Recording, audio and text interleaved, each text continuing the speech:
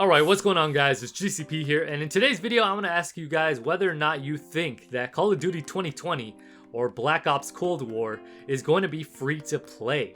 Now, we've seen the power of free to play. Obviously, the Battle Royale games are quite evident of that, and you know, the popular ones like Fortnite, Apex Legends, and now Warzone have had a crazy influx of players in the population playing those games because it's just so easy. Anybody can download them, right? They're free to play.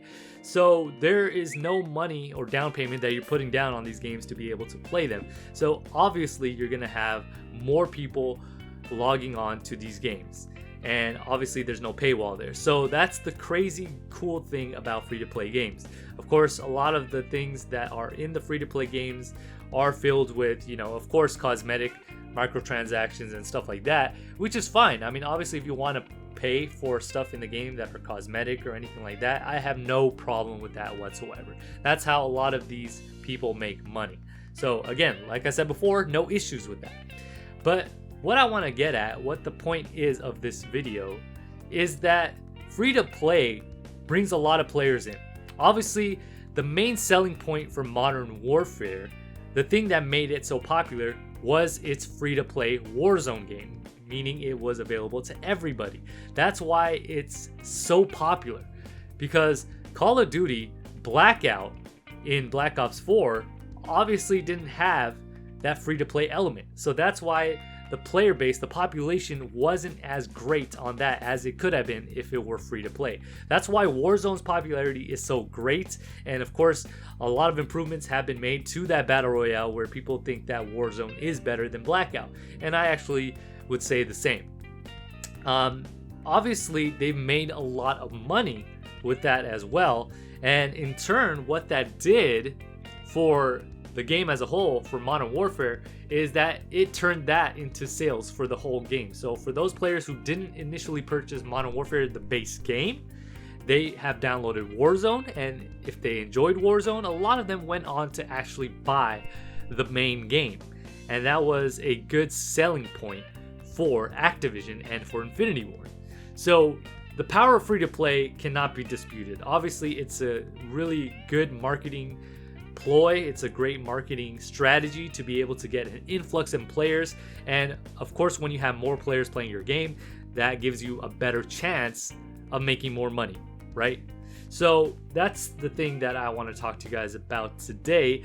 And going off of that, do you guys think that they're going to make the multiplayer free for Call of Duty 2020? If they have seen the success of their Battle Royale game being so popular, then I think personally that it would do them good to get an influx of players playing the multiplayer of Call of Duty 2020 or Black Ops Cold War to get the most profit from that. This would increase the sales and population of players playing their next Call of Duty game without that paywall if they made the multiplayer, the base game, free, and then they could throw in as many microtransactions that they would want, because guess what? It's free to play. So of course, like I said before, if you have more players playing, even players who are not veterans to the franchise, then you know you're gonna get an influx of cash as well if you throw in those microtransactions. Of course, the worry can always come in that when you have an influx of players playing the game, then you're gonna get skill-based matchmaking. That's gonna be a lot more thick. But also keep in mind that Modern Warfare, the base game, was not free to play, and it still had skill-based matchmaking that was very thick. So to me, I think no matter what, nowadays skill-based matchmaking isn't going anywhere, sadly, and I think it'll still be in this next Call of Duty game. If they will tone it down in this next game, then I'll be extremely grateful for that. I mean, I would be the happiest man in the world, because who wants to constantly sweat 24/7? Nobody, right? Especially those players who are good. Why should we be punished constantly being put together with other sweats? I mean, you should have a balance. You should have some matches that are sweaty, some matches that are casual. You should just have a balance between the two. Constant sweat, constantly being put into sweaty lobbies just because you're doing well, is a form of punishment. And skill-based matchmaking has ruined a lot of people's experiences in Modern Warfare 2019. Even if you included some of the bad things that Modern Warfare 2019 had with the bad maps, the lack of the red dot minimap, the lack of dead silence as a perk, OP ghost, all that stuff. But if you took away skill-based matchmaking, I think it would still be a better experience. I think the number one pressing issue that was quite evident from, my last video was that skill-based matchmaking is the number one pressing issue that a lot of people have a problem with. Skill-based matchmaking has turned a lot of people away from Modern Warfare 2019. And I know there are people out there who do like Modern Warfare, and I know, there's nothing wrong with that if you enjoy Modern Warfare. But the thing is that if, like I said before, I'm going back to my point here with a free-to-play game, if you have a skill-based matchmaking system that is toned down, you have an influx of players who are downloading your game, then you could definitely make a lot of sales there. And again, popularity for the Call of Duty franchise and the series will rise again. I think this is the best way to go about it if you're planning to get more players on your game, more players downloading your game and playing. Because again, a lot of times these people, especially Activision, are so concerned with the active players, the number of players who download their game. Like, to them, it's all about the numbers, right, Mason? It's all about the numbers to them. And they inflate them, of course, a lot.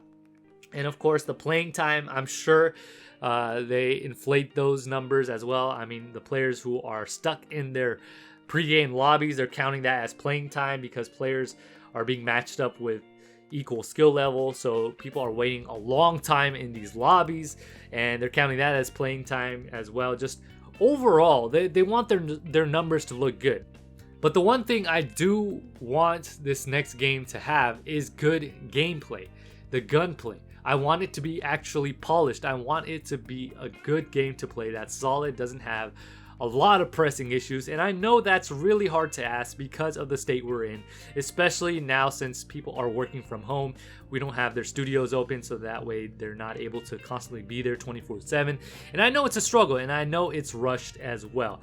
And the whole dilemma with Treyarch taking the lead from Sledgehammer Games and Raven, I mean, there's a whole lot of ingredients there, a lot of factors there that will, kind of impact the way that this game turns out. But I don't know, man. I think that these guys have enough experience to try to pull together a great game.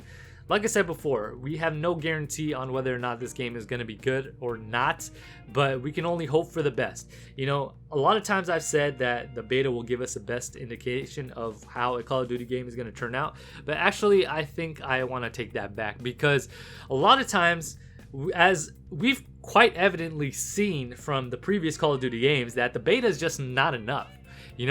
I mean, a lot of these games when they first come out are unpolished.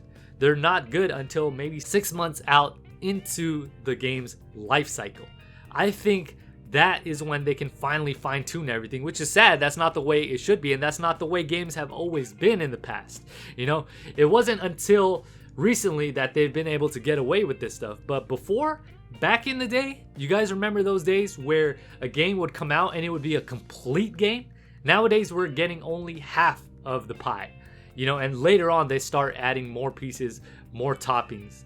And that's just the way things go nowadays. And people are just basically paying for an incomplete game.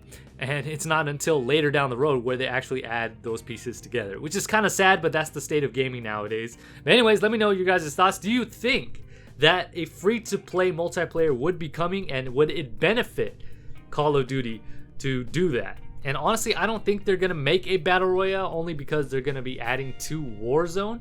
And I have seen the pre-alpha footage out there for those of you guys who are wondering. And for those of you guys who have seen that, let me know what you guys think about it. I mean, honestly, I don't have a lot of thought that goes into that, because there wasn't a whole lot of information that was given to us through that gameplay. But anyways, let me know all of your thoughts down below. If you guys liked the video, make sure you guys hit that like button. If you're new to the channel, hit that subscribe button, and don't forget to hit the bell to be notified whenever I upload. And with that being said, this is GCP signing off.